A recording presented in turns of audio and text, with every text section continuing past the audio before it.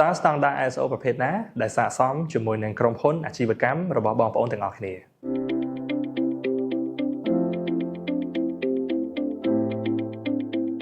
ជាដំបូងសម្រាប់ក្រុមហ៊ុនអាជីវកម្មរបស់បងប្អូនដែលជាប្រភេទក្រុមហ៊ុនអាជីវកម្មទូទៅមិនថាខ្នាតតូចខ្នាតមធ្យម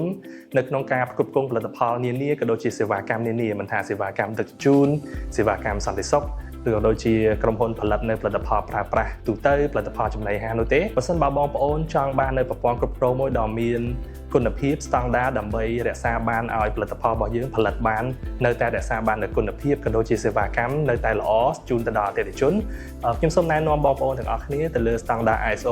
9001ឬមួយក៏ Quality Management System QMS ពីព្រោះនៅក្នុងគោលបំណងរបស់ស្តង់ដារ ISO 9001គឺណែនាំឲ្យក្រុមហ៊ុនសហគ្រាសរបស់បងប្អូនរៀបចំនៅប្រព័ន្ធគ្រប់គ្រងដ៏ល្អមួយដើម្បីធានាបានថារាល់ផលិតផលនិងសេវាកម្មនឹងរក្សាបាននូវគុណភាពមុននឹងផ្ដល់ជូនដល់អតិថិជនរបស់បងប្អូននៅលើទីផ្សារដូច្នេះស្តង់ដារមួយទៀតដែលពាក់ព័ន្ធជាមួយនឹងវិស័យចំណីអាហារឬមួយក៏បងប្អូនដែលកំពុងតែប្រកបអាជីវកម្មនៅក្នុងខ្សែសង្វាក់ផលិតកម្មចំណីអាហារក្នុងនោះមានដូចជាអ្នកផ្គត់ផ្គង់វត្ថុធាតុដើមអ្នកផលិតអ្នកចែកចាយអ្នកផលិតនៅសំបក workshop ឬមួយក៏ក្រុមហ៊ុនដឹកជញ្ជូនជាដើមបងប្អូនអាចធ្វើការពិចារណានៅក្នុងការទទួលឬក៏អនុវត្តទៅតាមស្តង់ដារ ISO 22000បានឬមួយក៏ Food Safety Management System គោលបំណងនៅក្នុងស្តង់ដារ ISO 22000គឺណែនាំឲ្យបងប្អូនទាំងអស់គ្នារៀបចំនៅប្រព័ន្ធគ្រប់គ្រងមួយដើម្បីធ្វើយ៉ាងណាឲ្យខ្សែសង្វាក់ផលិតកម្មរបស់បងប្អូនទាំងមូល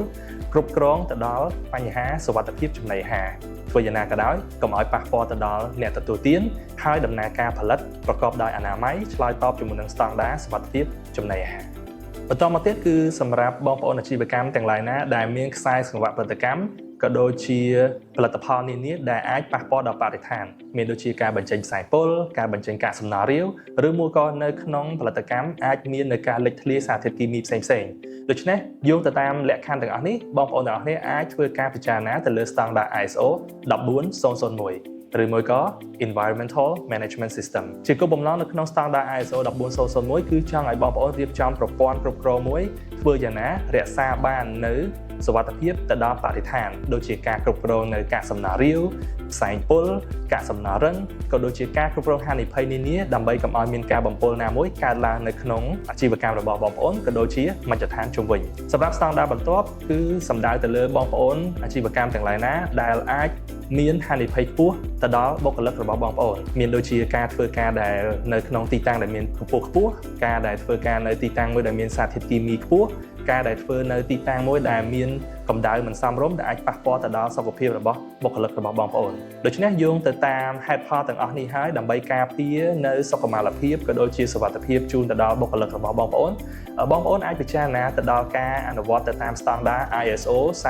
45001ឬមួយក៏ Occupational Health and Safety Management Systemជាគោលបំណងនៅក្នុងស្តង់ដារ ISO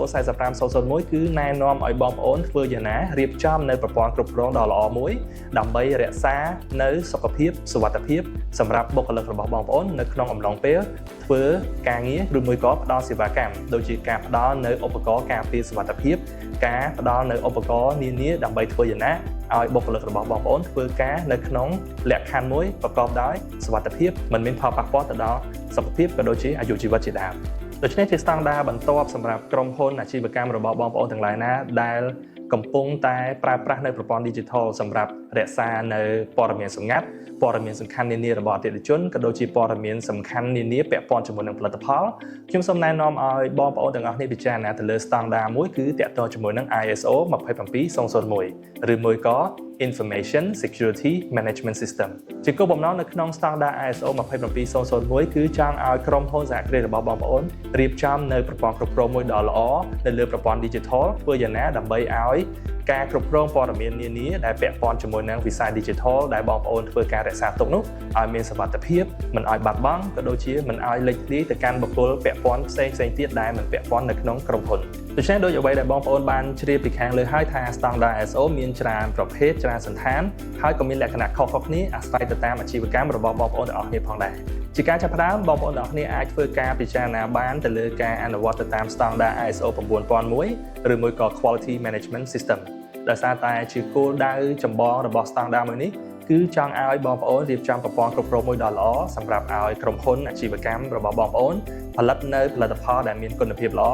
ក៏ដូចជាសេវាកម្មល្អឆ្លើយតបជាមួយនឹងតម្រូវការរបស់អតិថិជនផងដែរសូមអរគុណដល់បងប្អូនម្ចាស់អាជីវកម្មទាំងអស់ដែលបានតាមដាននៅវីដេអូមួយនេះដូច្នេះកុំភ្លេចជួយ like ជួយ subscribe ហើយនិង share វីដេអូមួយនេះផងទៅកាន់បងប្អូនផ្សេងៗទៀតដើម្បីឲ្យបងប្អូនទាំងអស់បានជ្រាបថាតើស្តង់ដារ ISO មានថាប្រយោជន៍ដល់កម្រិតណាក៏ដូចជាតើស្តង់ដារ ISO មួយណាស័ក្តិសមជាមួយនឹងក្រុមហ៊ុនអាជីវកម្មរបស់បងប្អូនទាំងអស់គ្នាជួបគ្នាជាមួយខ្ញុំបាទនៅវីដេអូក្រោយៗទៀតសូមអរគុណសូមជម្រាបលា